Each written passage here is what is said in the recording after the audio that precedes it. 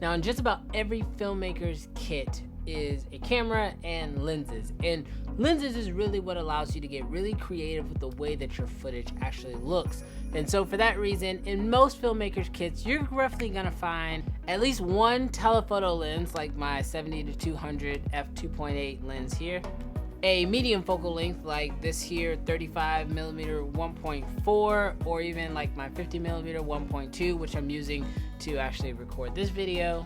And you're gonna find the coveted and what is probably my favorite type of lens, the wide angle lens. Now, for a long time, I've been shooting with this here Canon 16-35, but I think I have finally found my new favorite wide angle lens.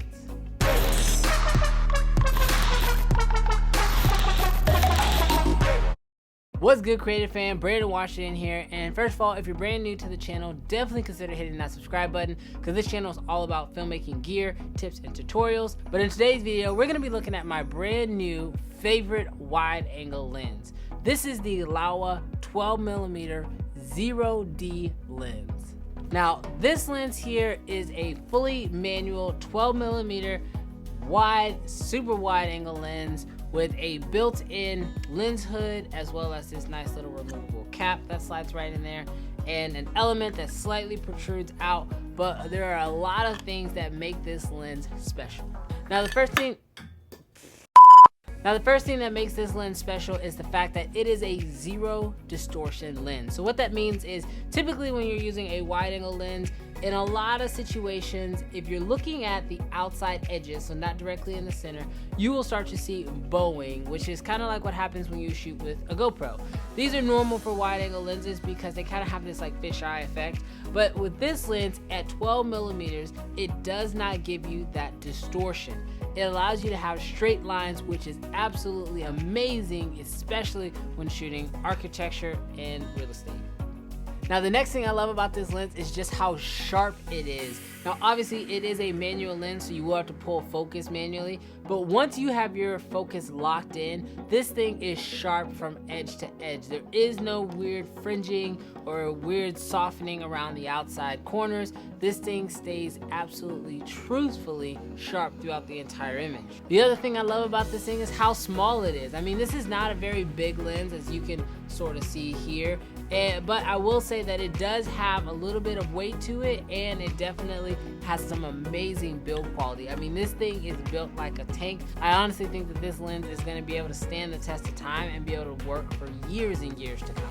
And now for the number one reason why I picked up this lens is that this is a perfect companion lens to any camera that has a crop.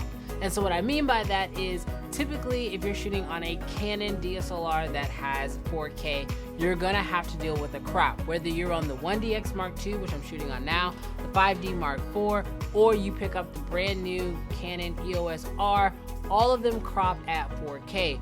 And so a wide angle lens like the 16-35 really isn't that wide when you're using it with that 4K crop. But when you throw on this lens here, this basically makes it the equivalent of 16mm.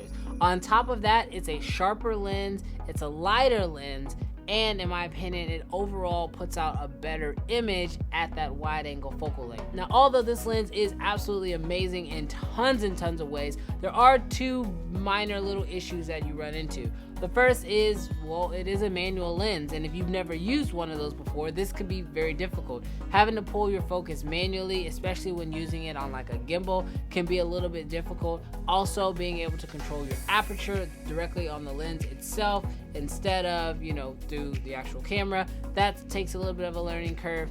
And then the last but not least is that with this amazing element means you actually cannot thread, your typical filters on here. The problem that I have with that is you're gonna have to come up with an additional type solution. So where I would love to use my ND filter on this guy, or be able to use like a circular polarizer, especially for some of that real estate stuff, you cannot do that with this lens. However, for the trade-offs, I still think it is an amazing lens. Now, the final con with this lens is the fact that it's not a super cheap lens. This lens, the price varies, and you can definitely check out the link in the description if you want to figure out what the price of it is right now. But this is not a very cheap lens, but in my opinion, it is definitely worth the price. Now, although this is an amazing lens, I'm not gonna be getting rid of my 16 to 35 just because having autofocus and having a couple, different variations of wide, whether I'm shooting at 16 or 35, and having that flexibility is definitely helpful, especially when like vlogging, for example. This is probably the best wide angle lens when it comes to vlogging. But all in all, these are my favorite wide angle lenses. I mean, I'm absolutely a fan of this Laowa, and if you are someone who shoots a lot of real estate, or if you are someone who's looking for a very sharp wide angle lens, I cannot recommend this lens enough. So with that all being said, thank you guys so much for checking out this video. If you guys have any additional questions, leave those down in the comments below. Also, I am going to be doing some live streams here coming up really soon now that I've finally figured out how to actually do all that stuff. So leave down in the comments also what you guys would like to see me cover in those live streams, and I'll catch you guys in the next video. Peace.